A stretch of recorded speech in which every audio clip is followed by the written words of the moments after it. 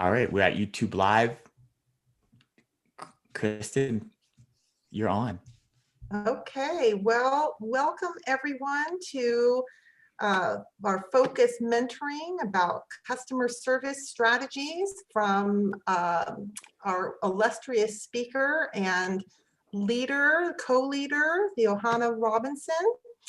I'm Kristen Ford, and I was one of the early participants in the Fokcus mentoring, and I owe a lot of great ideas and support to these folks. And so I welcome you all, and I'm going to hand it off to Steve to kick everything off. Thanks, Kristen. That was solid. Thank you. Awesome. Thank you, Kristen. Yeah, for those of you watching, whether you're watching this recorded or watching this live on YouTube, feel free to give us a like, leave a comment down below. We'd love to be able to share your thoughts or, be part of the community, right?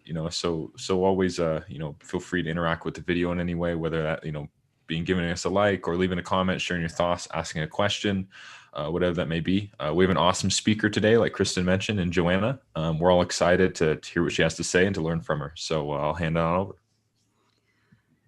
Hi, so thanks for having me back, and thanks for all the kind words. I'm actually going to bring Curling into my talk a bit as well, because he has a treasure trove of amazing stories too. So Curling, you want to start sharing the slides? Sure.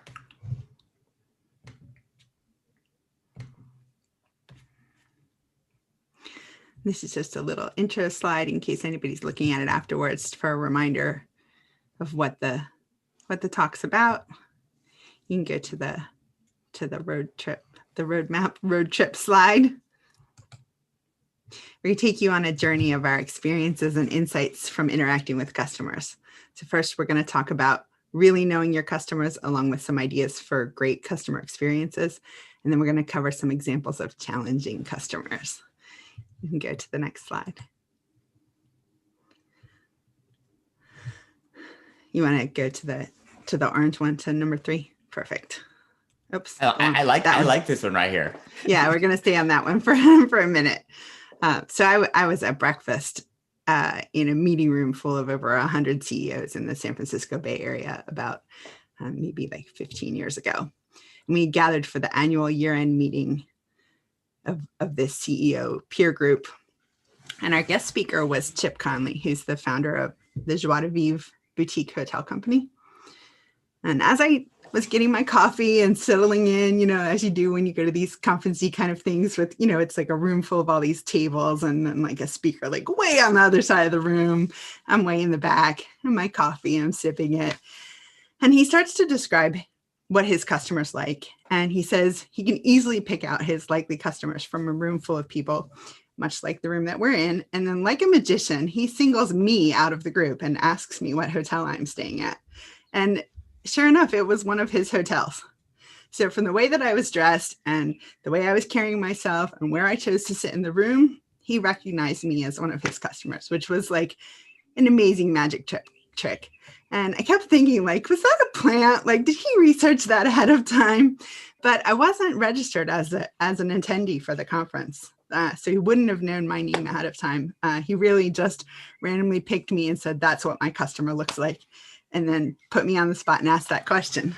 And it was a pretty amazing experience. You can go to the next slide.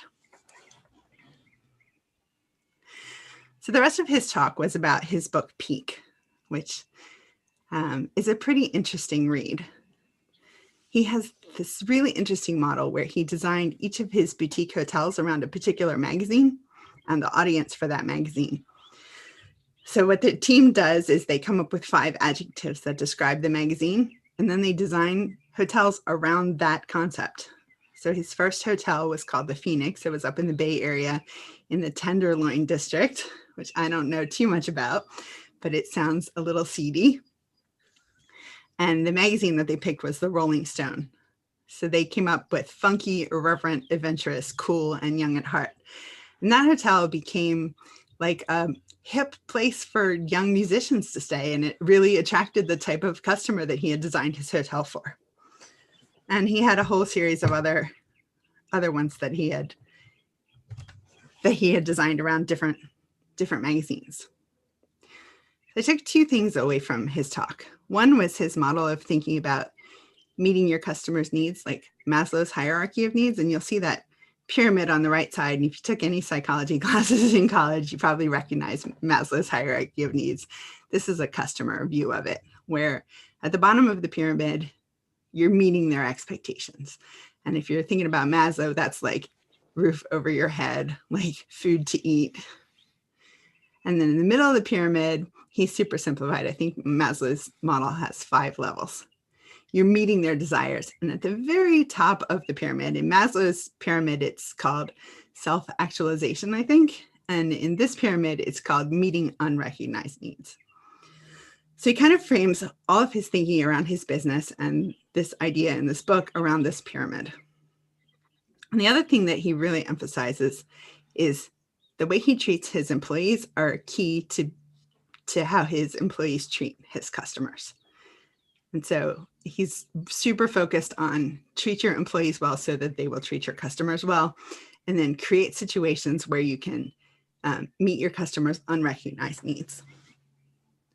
So I'll recommend the book, and we can go to the next slide. By the way, Chip Conley is now Airbnb's head of global hospitality and strategy. He's moved on from his hotel chain, but he's using all those concepts with Airbnb, and obviously they're doing quite well. At least they were before pandemic. I'm not sure what it has looked like during pandemic. That would be an interesting little rabbit hole to go down. But that moment that he picked me out from a room full of people changed the way I think about customer experience. And I started thinking about customer experience as something that I always should be thinking about when you're designing your products, when you're delivering your products, and even when you're just out and about in the world observing and maybe even interacting with your customers out of context, like Chip's talk to the CEO group at a hotel that wasn't even his hotel. And at the time, I had a side gig, my little startup that was a manufacturing company, and we sold products through distributors, but also directly to customers. When I came home and I started including handwritten notes and product samples for our distributors, I started gift wrapping my customer orders so that whenever a customer got an order directly from me, it was like they got a present rather than they bought something. So it's just a little tiny thing that you can do that we got all this glowing feedback and reviews because I did that. And people were just raving about how cute the packages were and how they just couldn't wait to order their next thing because it was so adorable. And that was a really inexpensive, small step to add to our process that had a big impact. Now, as Fokcus, we've had a couple of talks about customer discovery and customer interviews, where you learn everything you can about your customers so that you can figure out the things that are going to really surprise and delight them. And if you haven't seen those videos, I encourage you to go back and listen to them. Colleen, you can get to the next slide. The source of the quote on the previous screen is this excellent Y Combinator article that explains how important it is for your first customers to love you. And it has some other essential startup advice, which is the name of the article. I really like this article too, Joanna. Really Glad you added in the book. Yeah. Okay. Now we're going to talk more in depth about what you can do when you have unhappy customers, because unfortunately that happens, and probably sooner than you would like it to. So the customer is always right is, let's go to the next slide, is a quote from Harry Gordon Selfridge. And give me a thumbs up if you guys watched that Mr. Selfridge television series. It's like this. Yeah, exactly. It was like a period drama from like 1908 to 1928, all about Harry Gordon Selfridge founding his department store, which was the first department store. And he coined the phrase, the customer's always right. Now, a little known fact about me is that I was a jewelry salesperson for about 6 years. And those of you from the East Coast who are old enough might remember this quirky store called Service Merchandise. There was one example of each product out on the floor, and then there was this catalog and a pad of forms and some pencils. And you'd walk around the floor, make a note about what you wanted to buy, fill out the form, take it up to the counter, place your order, and then they would deliver your order on a conveyor belt out of the warehouse. So it's sort of a funny little model. But right in the middle of each of the stores, there was this, you can see on the right side, a jewelry counter where they did not deliver things on conveyor belts. We had them locked up in cases behind the counter there. And that's where I worked.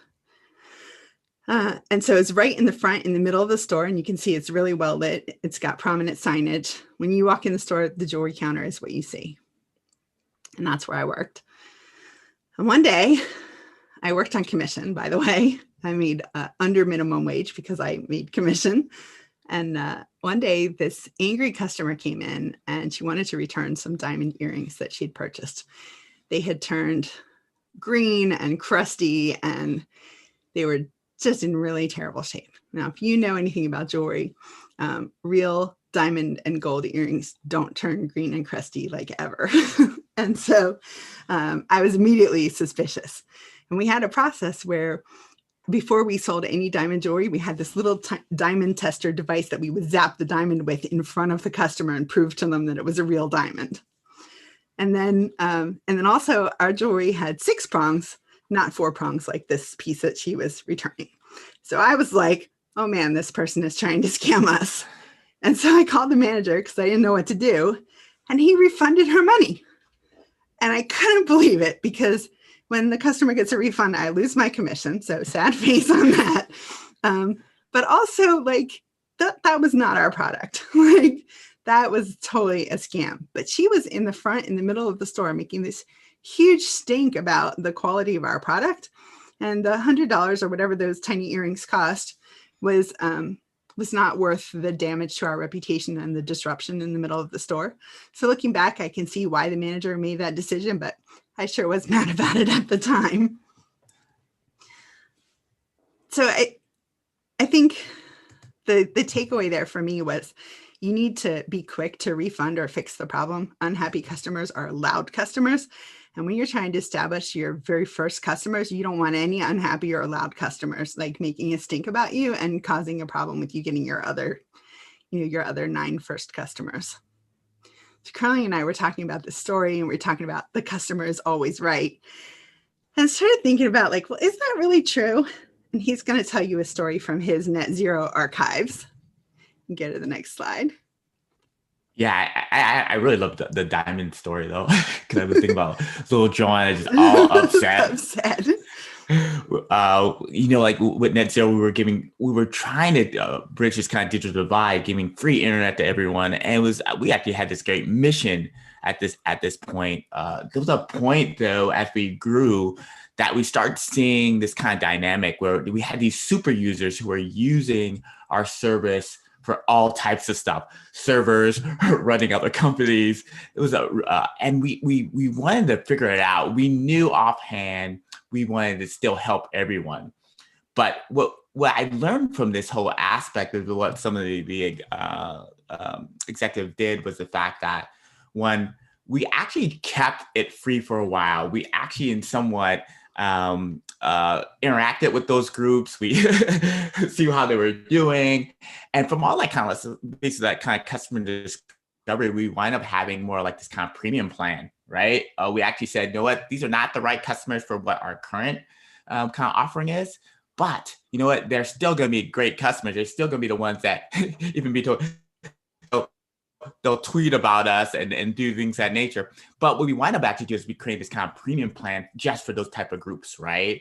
And that worked out really well. So my takeaway was that, no, we weren't going to cut off those groups, but we did figure out ways to actually help those groups. And our initial MVP of that was actually having this kind of premium brand. So I was somewhat upset as a young guy that we did all this work. Like people are taking advantage, but just like with John, I look back and like, you know what? It's always just good to actually in some ways make a great experience for everyone and just figure out what that would look like, right? For John, that was like that refund, making sure that person's okay. For us, one, we actually talked to them, made sure they were okay. What did they really need and things of that nature. I think later on we did kind of DSL and we did different things because we actually seen sometimes you can see that the customer is taking you to a certain place, maybe accelerating that, and you need to understand what that is. So that was my little net zero story. I was somewhat similar to Johanna, but I had to learn that early on that, you know what, sometimes the customer is not always right,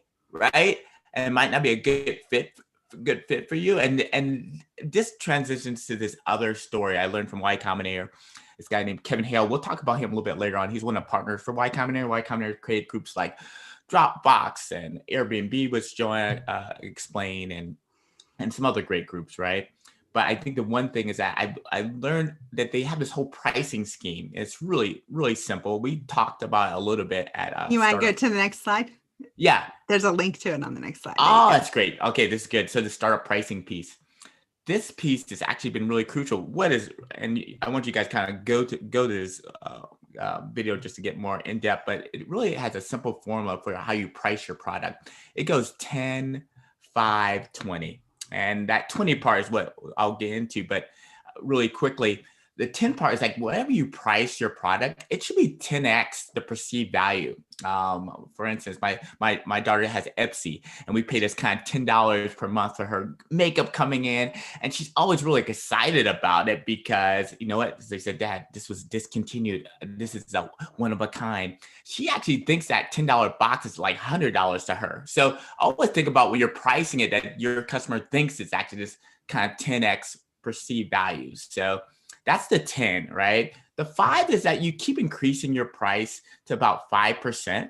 And you keep increasing that price maybe on some sort of cadence. It could be like monthly, it could be maybe a cadence of quarterly. But how you gauge what is like an ideal price for your ideal customer is that when you start getting 20% of people leaving, right? Leaving your company, leaving your service, right? We call it churn, right? Then you can stop that price increase. Now, I talked to other founders about, okay, they told me like, Caroline, I don't want any customer leaving me, right? I want to make, but there's certain times where that might not be the right customer for you, right? And I always say in this way, there's always this great relationship you're going to have with these first 10 customers, and they're going to have to, regardless of you raise prices or not, but they're actually going to give you feedback on that. But there's certain other customers that might not be a right fit, right? And in fact, even with the whole net zero thing, there's certain people that wind up just doing cable and DSL, right? We weren't like a great fit, but you don't have to worry about that. What you should just worry about is making sure for the general population of your customers that you're the right fit. And so that whole 20% leaving, sometimes what that does is allows you to see who truly is your right customer, and that you can start having these more dialogues with them. So this Kevin Hale video is really good. That whole formula of having 10, 5, 20 is really great, but it just goes more into about this kind of what this customer fit could look like. So stay on that side just for 1 second. Sure. I also included this article about reasons the customer is always right is wrong, and you touched on some of the things here, but really think about your high usage customers, think about your unit economics, think about is the customer actually costing you something to have them, even if it's a big company and a fancy name, if they're costing you to have them as a customer, like you probably don't want them as a customer, or you need to really reevaluate the relationship so that it's not costing you something to have them as a customer, unless it's paying the huge dividends in terms of sales generation for other customers. But you want to really watch that. And this article is just a really quick read and helps you think through some of those things. That's great. Okay, you can go to the next one. So now we're going to talk about some other ways that we can respond to situations with unhappy customers. Some of you already know that I have 4-year-old twin daughters, and one of them always hides under the kitchen table when looking very forlorn when she thinks that she's in trouble. And that's not really the ideal response to a challenging situation. So we're going to have to work on that with her. But I know sometimes, for me, when I've had really angry customers, you ship them the wrong order, or you didn't deliver, and they were really waiting on, a particular timeline, but you got a bug in your software or something. Like, I never want to have those conversations. Those are terrible conversations where they're just telling you about, they're venting, they're angry, they're telling you all the ways that you're terrible. It doesn't feel very good. But let's go to the next slide. but hiding from it actually is not the solution. I worked for a digital marketing startup in Philadelphia. So you can see that on the left, there's a picture of Philadelphia. And I was a baby project manager. It was my first project management job. And I got assigned to help this other project manager whose project was a mess. And the first thing that he wanted me to do was to go talk to the angry customer about what we were going to do about all the money that they paid us and the thing that we did not give them. So we were building them an intranet in the days before intranets were not really a thing, and there were no tools that helped you build them quickly and efficiently. And so it was quite a lot of money, and they were pretty angry.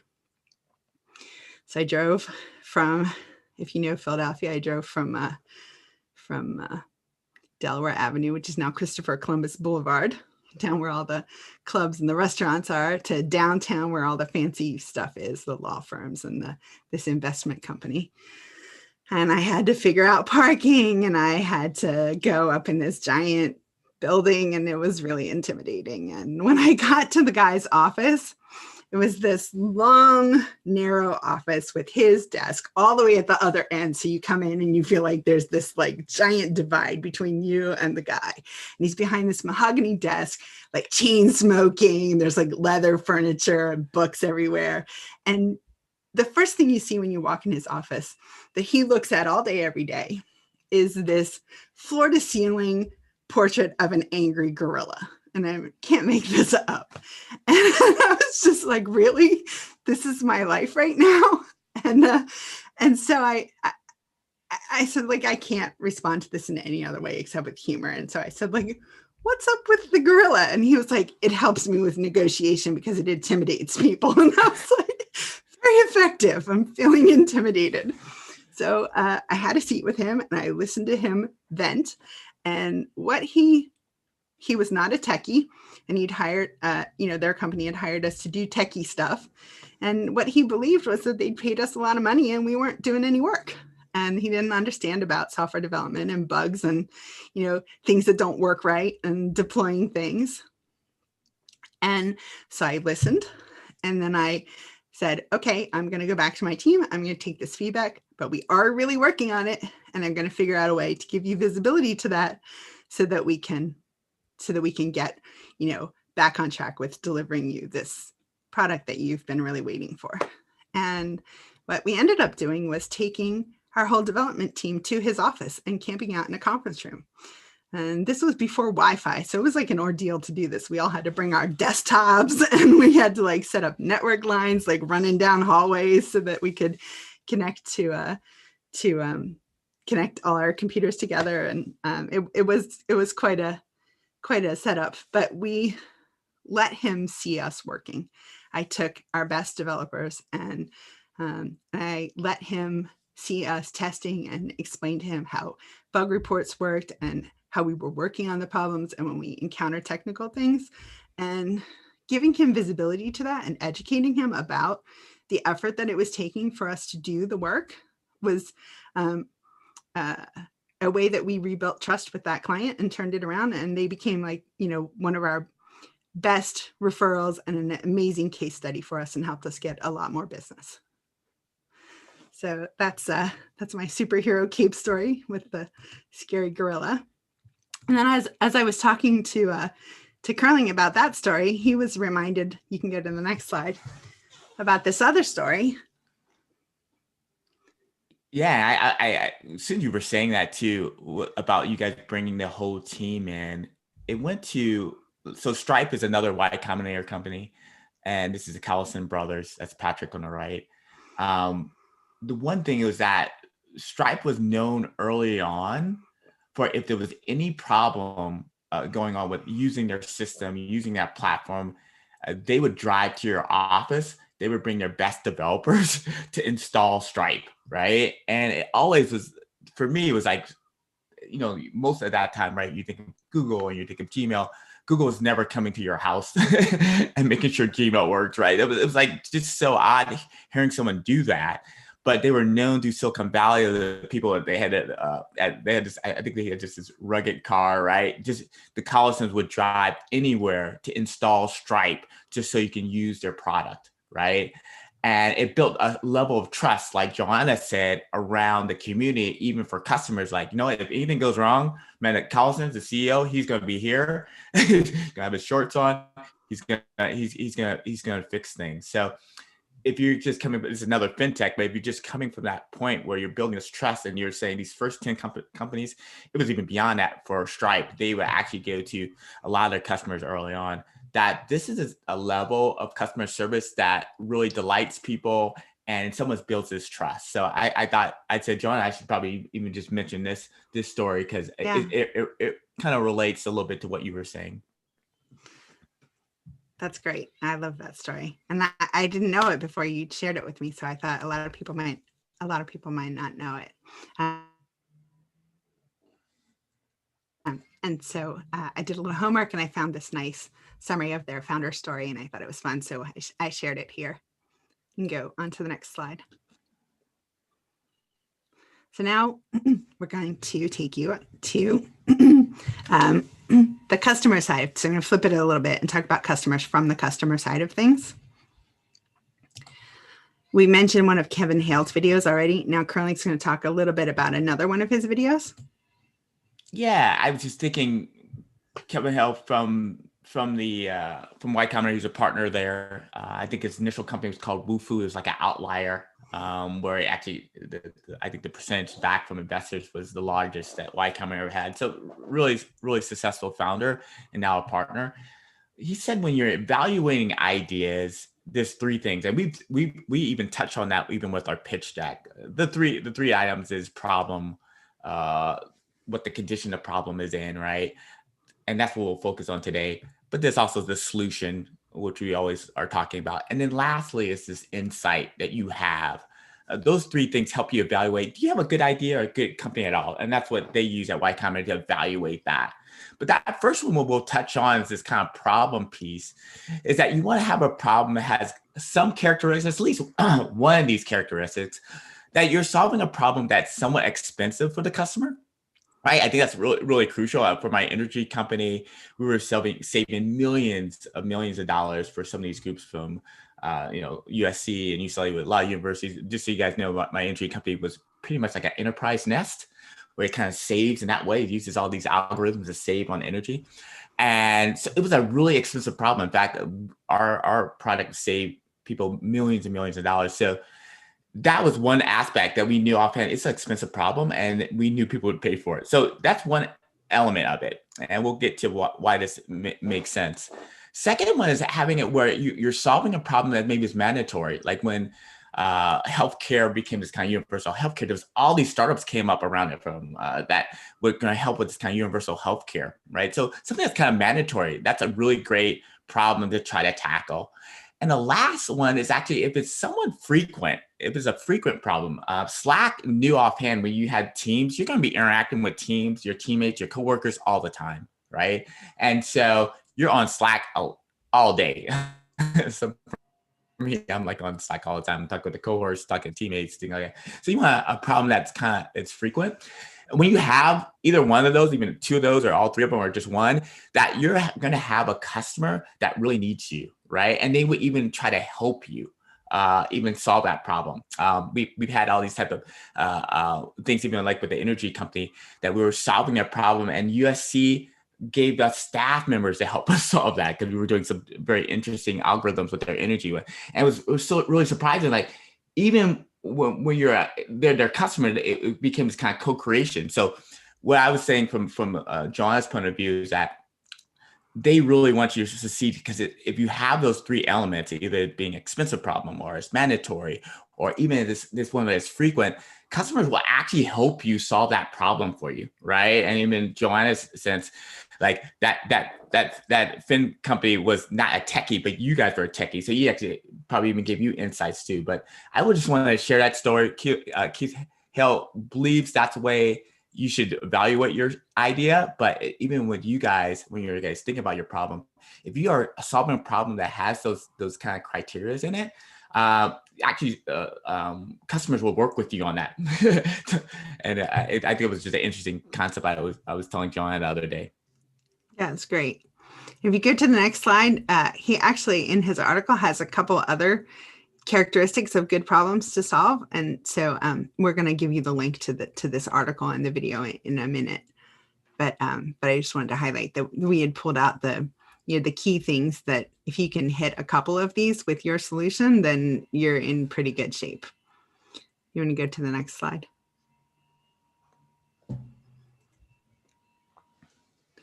Okay. Has anybody ever been to Sugar Land, Texas? Thumbs up if you've been there. I heard of it. Says yes. So I worked at a biotech here in San Diego called Amlin Pharmaceuticals, and they were really small when I joined them, and then they got their drug approved and grew to from this really small team to about 3,500 employees while I worked there, and it was this amazing experience to be at a startup while they're in hypergrowth. And as we were just before we were hitting that growth, we were getting ready to do our final clinical studies. And clinical studies are these complex things that involve multiple sites and enrolling people and distributing, drugs that are kind of like controlled substances because they're not approved by the FDA yet. So there's all kinds of rules about who can have them and how much they can have and who they can give them to, and documenting the paper trail of who got what, and just really making sure that's carefully documented. So there are all these companies that have solutions that help you manage that process, because otherwise you're doing it on paper and there's a lot of room for error. So around the time that I was working at Amlin, these IVDR solutions were coming to the market, and there were just maybe 3 or 4 competitors. And the one that we picked had this really innovative, customizable, modular software solution that we thought we could customize quicker than some of the other ones. And IVDR is like interactive voice response system. It's anytime you call a customer service number and you're talking like to the computer and they're navigating you, like press 1 if you want this, press 3 if you want this. That's an IVDR. So clinical studies actually use IVDRs for enrolling their patients. So the doctor calls up and says, like, I've got this patient, here's their information. Is it male or female? Press 1, what date was their visit? Press 2. So that's what we were building. And clinical studies, especially these phase 3 studies right before you submit your data to the FDA, are big and they're really expensive. And getting the timing right is really, really important. And so launching the system that supports the study to allow the patients to enroll in the study, super critical to our business mission. And this vendor that we'd hired was not nailing it. The solution was buggy. We couldn't use it. And we didn't know how long it was going to be till they fixed it. And they were all the way in Texas and we were here. And it was really challenging to try to get any insight as to what was going on and why we kept having so many problems with them. And finally, the project manager let it slip to me that they had oversold too many projects in parallel. And we were not one of the bigger clients. And so we were not getting the resources that we needed for our project. And so I went to my manager and I said, look, I have a background in software project management and I know how to build systems. And I think they're under-resourced. And I think if we take our team to Texas and camp out at their office, we can staff augment their team and we can help them. And I got to tell you, the vendor was not excited about the idea of having me come camp out at their office. But my manager thought it was a great idea. And so we bought plane tickets and I took my team down to Texas and we camped out in their conference room and did the exact same thing that I did in Philadelphia, but in reverse. And we were their testers and we did the bug reports and we helped them find the issues and we made sure that they were giving our project attention. And within 3 or 4 days, we'd worked through everything and were able to launch the system. But we didn't want our money back and we weren't even really mad. We just wanted it done. And we were willing to go to extraordinary lengths. We would have paid to have staff augmentation for them. We sent our people to their offices. We wanted them to be successful. They were solving a very big, very important pain for us. And so think about, your customers how much they really need your solution and how much there may not be another solution that they could implement quickly, that they may be willing to help you in really extraordinary ways, and be open to that. That's great. And I think we're doing great on time. I love that story. Yeah, that's so good. We're on the last tip, which is the link to the video that Carling was mentioning, how to evaluate startup ideas, where he talks through, is it expensive, and is it mandatory, and is it big? And that's really all that I wanted to share with you, just sort of the thinking about how you make your customers happy by creating these small micro experiences right from the beginning. And then when they're unhappy, like what sort of extraordinary things you can do that, sometimes are a lot of effort, or sometimes are maybe thinking out of the box a bit, and sometimes they cost a little bit, but things that you can do to really turn those relationships around and build enduring, really high trust relationships with your customers. But thanks to yeah, of course, for coming. And you have other I think these are the crucial ones, especially at the point where some of our cohorts are now. Yeah. So now I'll and thanks for your stories too. It's always fun to hear that stories from the Curling archive. Yeah, it was fun. I think I stopped sharing. I think we're you did. It looks great. Am I good? Yeah. What we're gonna do special. Miguel, thanks for coming on too, and Jaden, thanks for coming on. When we start Speed Network, and we'll match Miguel up with Tripty, and Jaden, you'll be talking about Brianna. Both just appreciate you guys' help and all the love and support you guys always give to our cohorts. But before that, Stephen, you want to wrap it up? Sure, definitely. Thank you, Johanna, for speaking today, and thanks, Curling, for speaking too. You guys shared some great stories, and I know we're all happy to learn from you guys, and be able to digest some of these stories and see how we can apply them to our own lives, right? But as always, if you're tuning in on YouTube, feel free to give us a like, leave a comment down below. We want this to be a community of learning, as much as those who were able to chime in on Zoom, those who were able to watch this recorded on YouTube as well. So if you have a chance, feel free to give us a like, leave a comment. But as always, we will see you in the next video.